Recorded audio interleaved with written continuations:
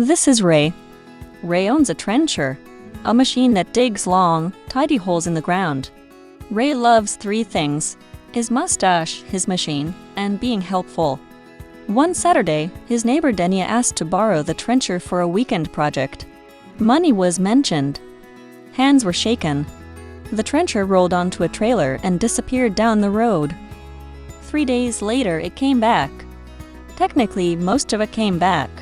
The digging chain had opinions now. The engine made a sound engineers describe as expensive. Denny said it was like that when he got it. Ray said it absolutely was not. Both men were completely sure. Both men had no proof of anything. And somewhere between two driveways, a $1,000 repair bill was floating in the air, looking for a wallet to land in. This video is about that moment, and the one page that prevents it. Here's the strange part: Ray and Denny did have a contract. A verbal agreement is still an agreement. The law recognizes it. The problem is not that it doesn't exist. The problem is that nobody can prove what's in it. Was the rate $50 a day, or $50 for the whole weekend? Was Denny responsible for damage, or only for carelessness? When exactly was the weekend over? Who pays for the fuel, the wear, the mysterious dent? Every one of those questions now has two confident answers that don't match. A handshake creates obligations, and then immediately loses the paperwork. Memory is not a filing cabinet.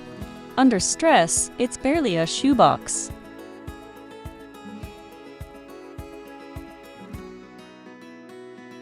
And American law has a cliff built into it. The Uniform Commercial Code, Section 20201, says that an equipment lease with total payments of $1,000 or more generally can't be enforced without something in writing. Ray's weekend rate looked innocent. Add the repair dispute, and suddenly everyone is standing in front of a judge, holding air. Courts don't weigh mustaches. They weigh documents. No writing usually means no enforceable lease. The judge shrugs, professionally. Below $1,000 you might scrape by on testimony. At or above it, the handshake legally evaporates. That is the entire case for the next few minutes of this video. The fix is almost insultingly simple. One page. A simple equipment rental agreement. 10 short clauses, 5 minutes to fill in, free to download. The link is in the description. It's not a legal fortress. It's not written in Latin. It's a checklist of every future argument answered in advance while everyone still likes each other. Think of it as a photograph of the deal at its happiest moment. Ray and Denny don't need a law firm. They need names, dates, numbers, and signatures on the same piece of paper. Let's walk through what that one page actually says. Clause by clause, argument by argument. Clause 1. What exactly is being rented? The orange digger is not an identity, it's a vibe. The agreement names the make, the model, and above all the serial number straight off the machine's plate. If it ever matters, you want to prove which machine changed hands, not debate which shade of orange. Clause 2. The term. A start date, an end date, times if you're picky. The weekend is not a date. Denny's weekend ended Sunday night. Ray's ended Saturday afternoon. Both of them were right, which is exactly the problem. Write the day the machine leaves and the day it comes home. Everything else on the page hangs on those two dates, so this is the clause that quietly runs the show.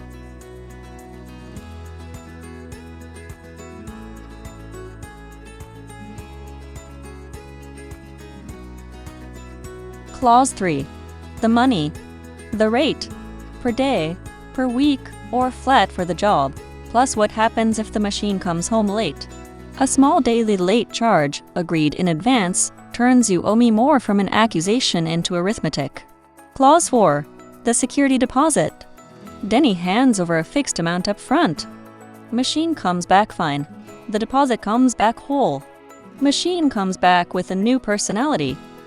Repairs come out of the deposit first, with receipts.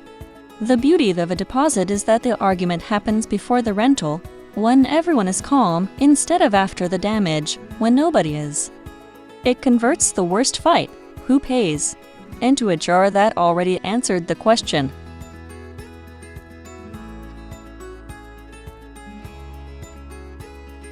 Clause 5. Care and use. The renter agrees to use the machine the way the manual intended. Trenches, yes. Swamp exploration, no. And to handle the basic upkeep of the rental. Grease, fluids, common sense. Clause 6 is the one that saves friendships. Damage versus normal wear. Machines age. Paint scuffs, tracks wear down, seats flatten. That's wear. The owner's cost of doing business. A snapped digging chain, a cracked window, a part that now lives in 3 pieces. That's damage, and it belongs to the renter. Writing the line between those two things is the single most valuable sentence on the page, because it's the exact line Ray and Denny spent a week shouting across.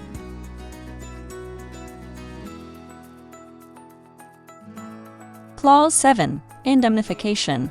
A heavy word for a simple promise. If the renter's use of the machine hurts someone or something, the renter handles it, not the owner. The gnome, the fence, the neighbor's flower bed. Denny's problem. Clause 8. Insurance. For a weekend trencher, proof of basic coverage may be enough. For bigger machines, insurance stops being a checkbox and becomes the whole conversation.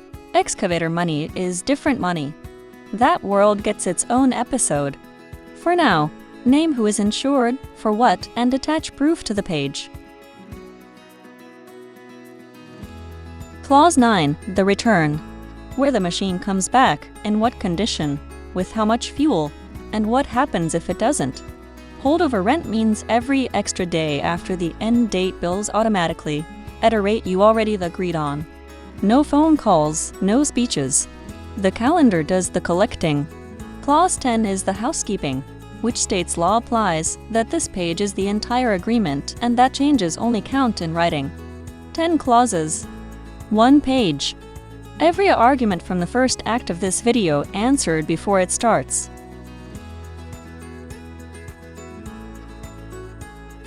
Now, a form is not a contract until it's executed properly, so here is the signing ritual. Full legal names, not nicknames. The name on Denny's driver's license, not what his bowling team calls him. If a business is renting, the business entity signs, not the human standing near it. Copy the serial number onto the page directly from the plate, character by character, no improvising. Then the photo ritual.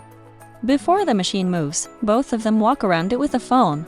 Every side, every existing scratch, timestamps on. 60 seconds of photography deletes 90% of future damage arguments. Fill every field. A blank line on a signed form is an invitation with your signature already on it.